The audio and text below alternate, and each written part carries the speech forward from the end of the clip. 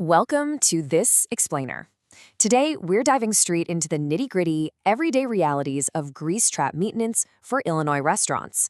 Look, if you operate a commercial kitchen, you already know that managing your grease interceptor is just one of those recurring, unavoidable expenses. But here's the thing. Treating it as an afterthought, that can quickly turn a totally routine maintenance item into an absolute nightmare of emergency repairs and completely disrupted service. So let's just cut right to the chase and tackle the two biggest questions every kitchen operator has when they're staring down their operational budget. How often should the trap actually be cleaned, and what is it going to cost? Because when you're looking at your restaurant's bottom line, you need predictability, right? You want to know exactly when to call the maintenance crew and exactly what that invoice is going to look like when they walk out the door. Here's our quick agenda for today's explainer. 1. The hidden cost of fog. 2. How often to clean. 3. Calculating your cleaning costs. 4. Budgeting and reducing risk. And finally, 5. Your next steps. Let's jump right into section 1, the hidden cost of fog. What exactly is lurking in your pipes? Say hello to the ultimate kitchen villain, fog.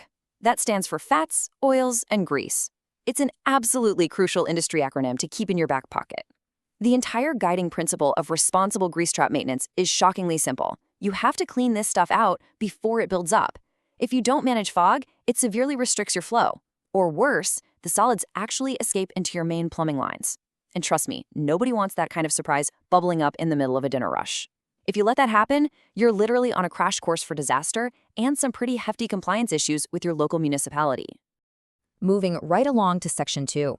How often to clean? Finding your perfect maintenance cadence. You know, people always want a magic number here, but the truth is there's no single universal answer for every restaurant. Why? Because your cleaning frequency is entirely usage-based.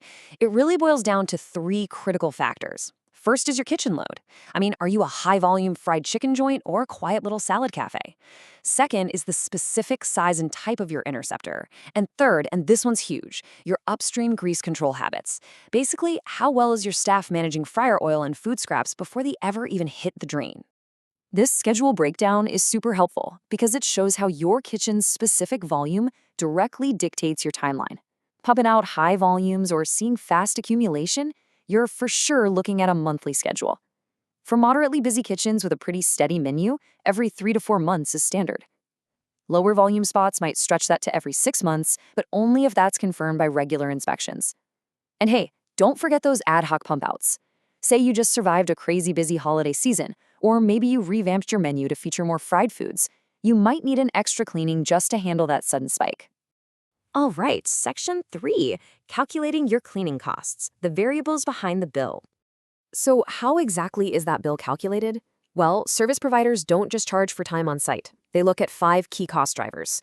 Larger interceptors, they naturally require more intensive pumping. If you've got a really heavy volume of grease buildup, that increases their hauling and disposal needs. Accessibility is a massive factor too. If your trap requires a tech to contort themselves into a tight crawl space or lug gear up to a roof, expect added labor costs. Also, beware the overdue tax. Waiting way too long turns a standard pump out into an absolute chore, which will definitely cost you more. Finally, local disposal requirements can shift the price depending on exactly where your restaurant is located. The big takeaway here is that you need to shift your mindset. You have to budget for a recurring service cost based on your specific frequency, rather than crossing your fingers for one magical fixed price forever. If you want the tightest, most accurate quotes with 0 surprise fees, you've got to give your contractor the real details up front. Tell them your interceptor's capacity, the exact date of your last cleaning, your business volume, and crucially, if you're noticing any fog carryover, like weird odors or slow lines. Which perfectly tees up section 4, budgeting and reducing risk, avoiding the catastrophic kitchen shutdown. Let's just compare steady, predictable maintenance against the sheer, unadulterated chaos of a plumbing emergency. We are talking emergency plumbers, hefty after-hour service premiums, total kitchen downtime, and the potential for a massive environmental or compliance fallout.